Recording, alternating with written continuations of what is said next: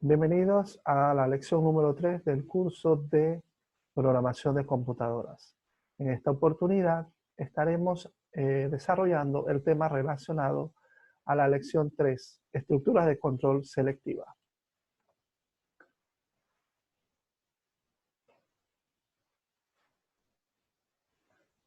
Bien, ¿qué son las estructuras de selección o alternativas?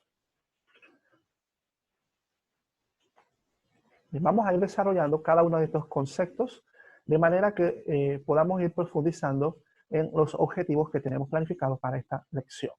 Pero de manera de resumen sobre el tema que estaremos tratando, tenemos aquí que son las estructuras de selección o decisión o alternativas, que son no más que aquellas que permiten ejecutar un conjunto de acciones cuando se cumple o no una condición determinada.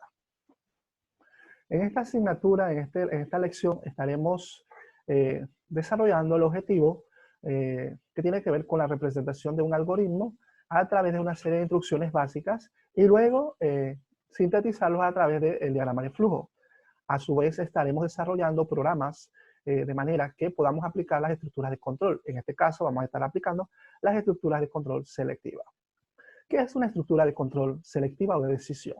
Bien, no es más que aquella en el que el programa es basado en instrucciones que permiten a través de una condición cumplir o no ese conjunto de instrucciones. Él nos va a devolver un valor, ya sea por el lado verdadero o por el lado falso, en el caso de la estructura que estemos aplicando. Entonces, en resumen, estas estructuras nos permiten seleccionar una alternativa a partir de una condición determinada.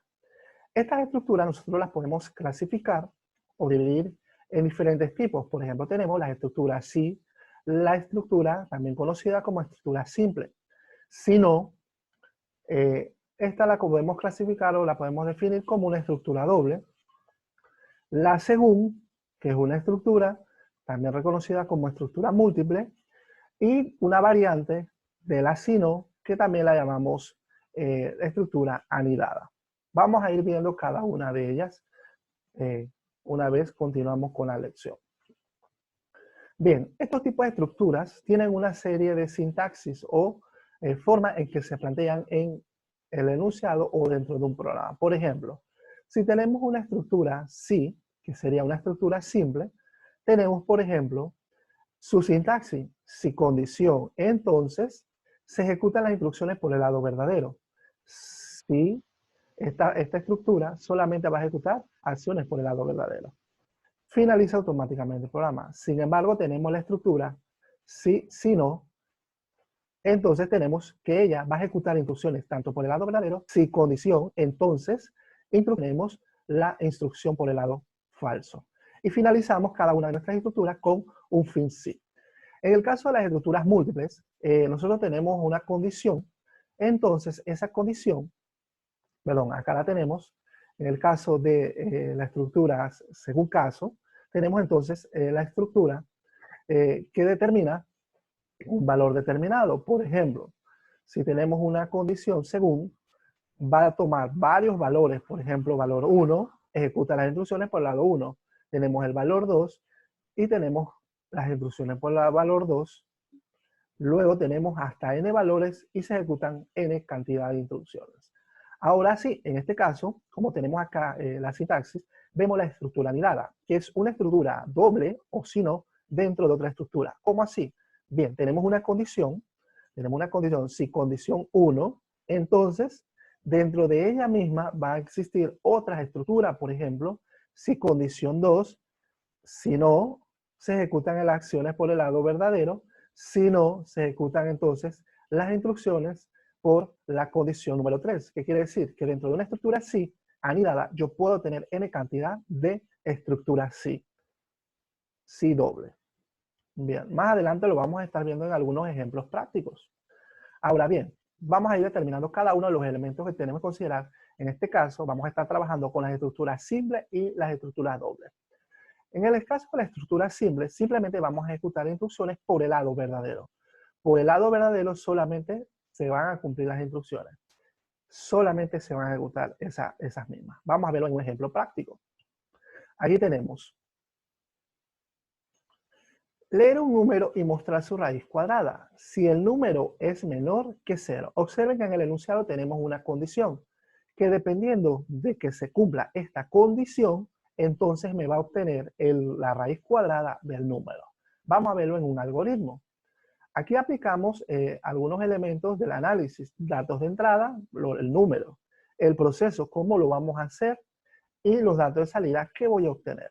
O sea que lo vamos a ver acá en el enunciado y aquí nos apoyamos de un programa que nos permite determinar si el algoritmo funciona o no. Por ejemplo, el programa que les hemos facilitado, el PCIN, les va a determinar si su lógica algorítmica funciona de manera correcta o no al determinar los errores en la compilación del programa.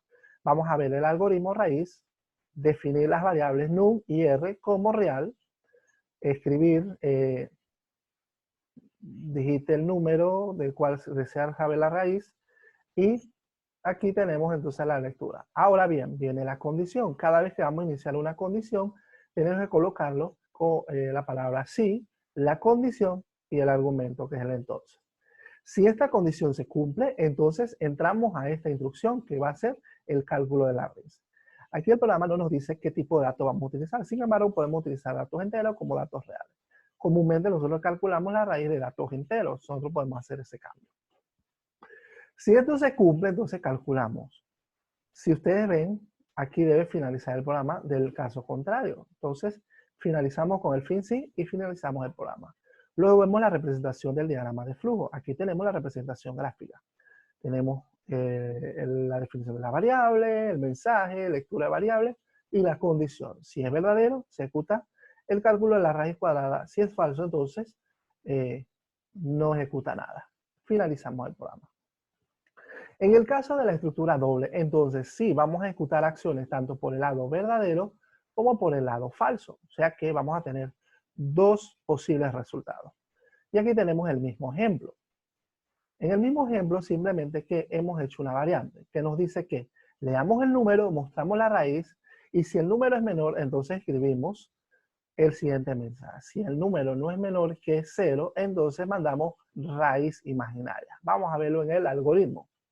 Tenemos inicio, el programa lo declaramos las variables como tipo real, escribimos el mensaje para ingresar el valor de entrada, leemos la variable, si num es mayor o igual a 0, entonces calculamos la raíz cuadrada. Mandamos a imprimir, si no, viene la parte falsa, escribimos un mensaje, la raíz tiene que ser raíz imaginaria. El número tiene raíz imaginaria, entonces ahí automáticamente vemos que se ejecutan las dos instrucciones, tanto el lado positivo como por el lado negativo. Parte verdadera y parte falsa. Acá vemos la representación del diagrama de flujo. Omitimos la parte de secuencia inicial donde viene el inicio, la declaración de las variables y la lectura de las variables. Simplemente vamos a ver el num es mayor o igual que 0. Si esto se cumple, calculamos la raíz, imprimimos la raíz. Si no, entonces mandamos un mensaje. Observen que al mandar la impresión de los resultados, lo mandamos a través de la simbología de impresión de valores. Otro ejemplo, por ejemplo, tenemos aquí. Vamos a mover esto. Diseña un algoritmo que determine si un número es o no par. Bien, aquí nos determina si el número es par. Vamos a ver cómo lo hacemos. Leemos el número. Si el número es divisible entre 2, si es divisible entre 2 igual a 0, entonces, si esto se cumple y número es mayor que 0, si está 2, aquí utilizamos los operadores relacionales y estamos utilizando un operador lógico. En este caso estamos utilizando el símbolo de concatenación. En algunos lenguajes lo van a poder utilizar más adelante, pero esto representa el operador lógico y.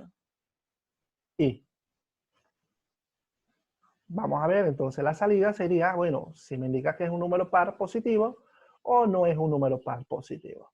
Vamos a ver cómo lo vemos acá. La sección de declaración de la variable la declaramos real.